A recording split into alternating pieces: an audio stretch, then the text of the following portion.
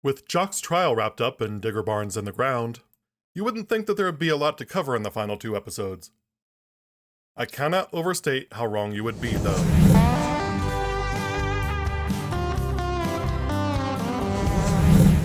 Jock and Ellie are enjoying some uneventful downtime after the harrowing few weeks they've had. Ellie stops Jock from polishing his boots and tells him that he should go to Colorado to visit Amanda. Ellie worries that she's all alone in that mental hospital. Jock agrees, but only if Ellie goes with him. Yeah, that won't be awkward.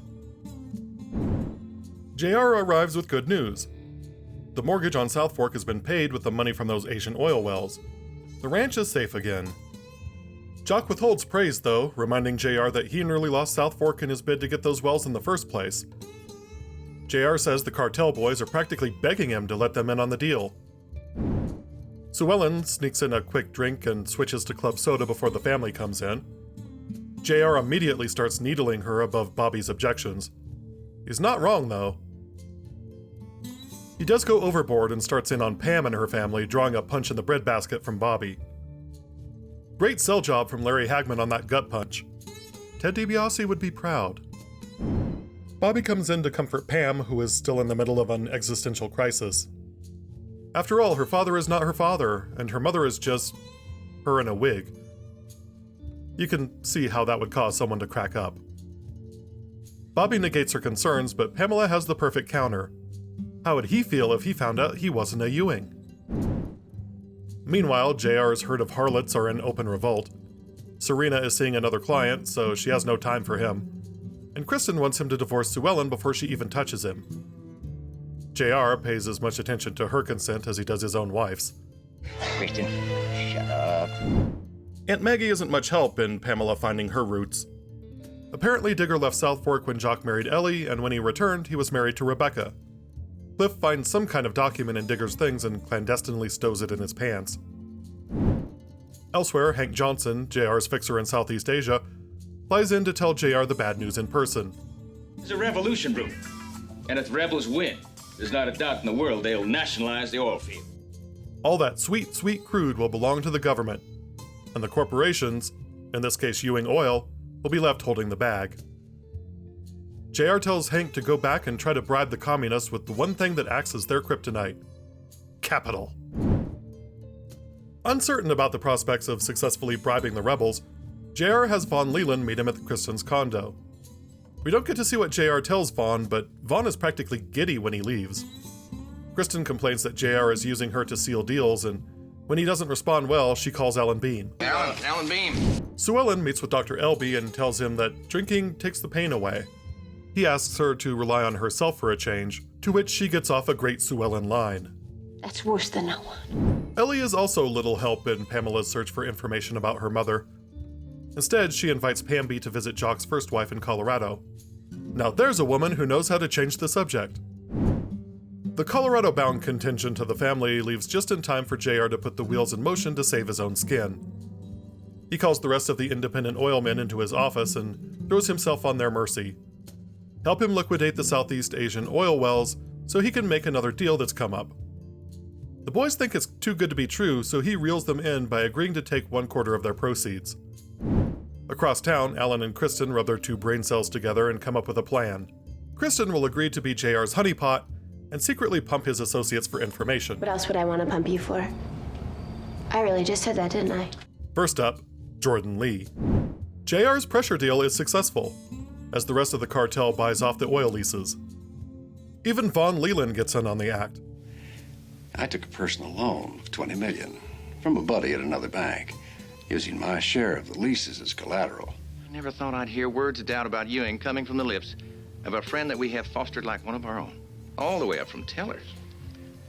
We can swing whatever you need for that Asian offshore drilling deal.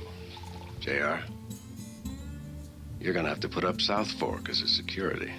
Do you mean to tell me that after all the years that I've done business with you, that you won't extend our loan a week or two? I can't think of anybody I'd rather have in on this deal than you. I hope it works out for him. We get our first 80s fur coat sighting, as Ellie wears one to the mental hospital to visit Amanda. Get used to that fashion trend. Amanda is played by Lesley Woods, who is probably best known for her work on The Bold and the Beautiful. Amanda doesn't recognize Jock, instead thinking that Bobby is Jock. She apologizes to him for being such a burden. And then they take her away for 5 years. Jordan doesn't put up much resistance and reveals to Kristen that JR cut him in on a really sweet deal. In fairness, she does look great in that black dress. The family arrives back in Texas, where Cliff bothers Pam about some silly business news when he should have been helping her track down their mother, despite there being no evidence that she's alive. Cliff is more excited about the fact that he owns a piece of Ewing oil. Well, a Ewing oil well. The one that Bobby just opened for drilling a month earlier. Figure if we open that field up again, we could bring up a few thousand barrels a month. With prices being what they are nowadays, we could show quite a profit.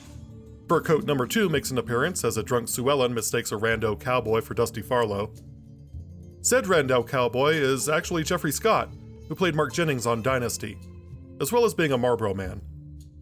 Sadly, he passed away in 2021 from Parkinson's disease, coincidentally in Colorado.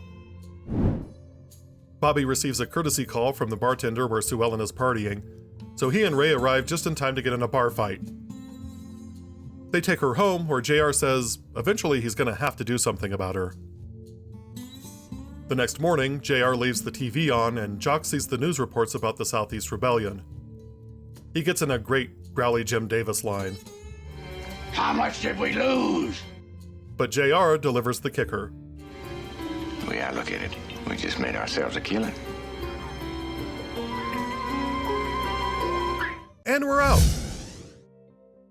The Wheeler Dealer acts almost as a part 1 to A House Divided, so I don't have much to say about this episode. You really have to pair them together to get the full effect. I will say, though, that it's one of the great setup episodes of all time, rolling out an apocalyptic scenario for JR, and having him come out of it not only unscathed, but the only real independent left standing. This also leads to a number of potential suspects, should, anything unfortunate happen to him. Sue Ellen continues her descent here, but we don't get a lot from her other than some digs at JR and a brief scene with Dr. Elby. The episode does have a few down notes. First is Pam's newfound obsession with finding her mother. It would be fine if it didn't suddenly turn on a dime off-screen. Before she leaves for Colorado, she tells Cliff she wants to visit her mother's gravesite in Corpus Christi. And upon arriving back in Dallas, she tells Bobby there's really no proof that her mother is dead. They try to tie the shift to the visit with Amanda, but it doesn't quite gel. Speaking of Amanda, that's the episode's other clunker. The meeting is so brief and Amanda's presence so inconsequential that it can't help but feel like filler. Again, it would be different if Amanda were this looming presence hanging over Jock and Ellie, but she's barely mentioned again for 5 years until they need a MacGuffin. Anywho, these are minor nitpicks, as Pam's quest to know her mother gives her something to do and then completely turns the show on its head once it pays off, so to speak. Everything else is setting us up for a doozy of a season finale.